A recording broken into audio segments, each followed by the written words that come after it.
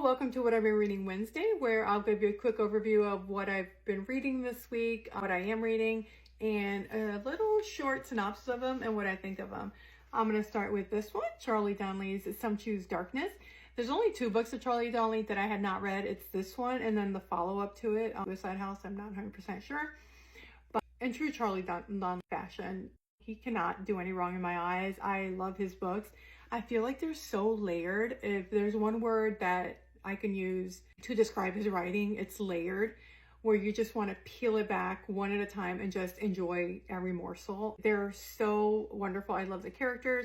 This one follows Rory, who is a forensic reconstructionist. I had to look it up. I didn't even know that was a thing. Father has passed away. She has to follow up on his cases. And one of the cases is a 40-year-old murder where a man killed his wife and he was in jail for 40 years and now he's up for parole. It's up to her to just tie it all together and figure it out. But then there's also some other murders that have been committed that he could possibly be tied to. It's gonna just keep you wanting to turn the pages, keep wanting to read it. His books to me are perfection. The Kind Worth Killing by Peter Swanson. You can get this one on Kindle Unlimited, the Charlie Donnelly one too. This book follows 2 strangers who meet in an airport bar. They start playing this game of let's tell each other dark secrets over martinis. He tells her, Lily and Ted, he tells Lily, I caught my wife cheating on me and I wish I could kill her. And she says, I would really like to help you with that.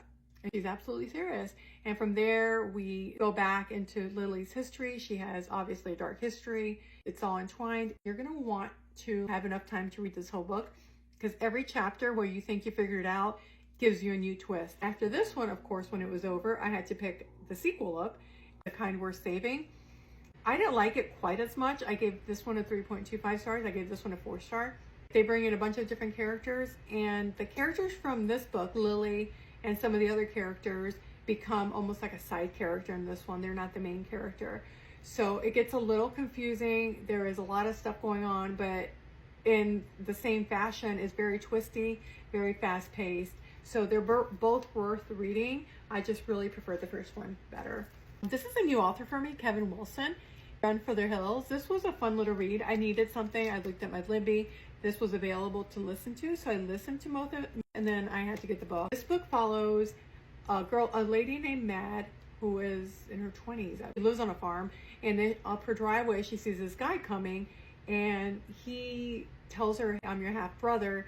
My dad left me 10 years before they had you. And then she's like, wait, my dad left me. So then they set off on this road trip to find their dad, have him answer some of the questions they have. They find out they have more siblings, half siblings along the way. It's funny because they have a big age difference between them, but they all become family, even though they're strangers. At the end, they become family. It is a cute story. If you'd like A Road to Tender Hearts, it's similar to that. It has some humor in it. It's just a heartwarming story, kind of cute. Karen Slaughter, A Faint Cold Fear. I could never say that. A Faint Cold Fear. This is the 3rd book in the Grant County series that I'm trying to get through. This one still follows Jeff and Sarah, Jeff is the sheriff in town and Sarah's the ME. Sarah is on the way to a crime scene and she has her 8-month pregnant sister with her in the car, and she's like, oh, just stay in the car, I have to go check on this case. Of course her sister doesn't stay in the car. She gets out, she disappears for a bit. We have to figure out what happened to her and who did the stuff to her. At the same time, they're trying to solve all the other crimes that are happening. So there is a lot to it. In this book, we have more family dynamics. Some of their family backstory come into play in this one. It was a good one. I really enjoyed that one. This is my big 5-star read for the week, which I did not expect. I hadn't heard too much about it. How to Read a Book by Monica Wood. This book has 3 main characters, Violet, Frank, and Harriet. Violet is a 23-year-old who is in prison for a drunk driving accident where she alived somebody.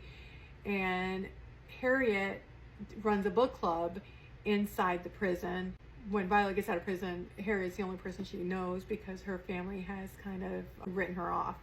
So they share a big bond and they become found family. And then along comes this man, Frank. I don't want to tell you who he is, but they become really good friends. The reason their friendship is so wonderful because it's so unlikely that these three people with such different backgrounds, such different places where they come from, become friends. And more than that, they become found family. It's about forgiveness, not only from other people, but forgiving yourself and learning just how to rebuild your life and just be strong. It's not that long, but it packs a big punch in this little book. It is a good read. I gave it 5 stars. It was totally unexpected. That's what I read. I started this book by Tayari Jones, which I had started before. I don't know, I got distracted. I don't know why I didn't get through it, but I am really enjoying it. I think I'm on chapter 7 or 8. I'm buddy reading this with my friend Jax Reads and J Pat Took. I believe she joined us.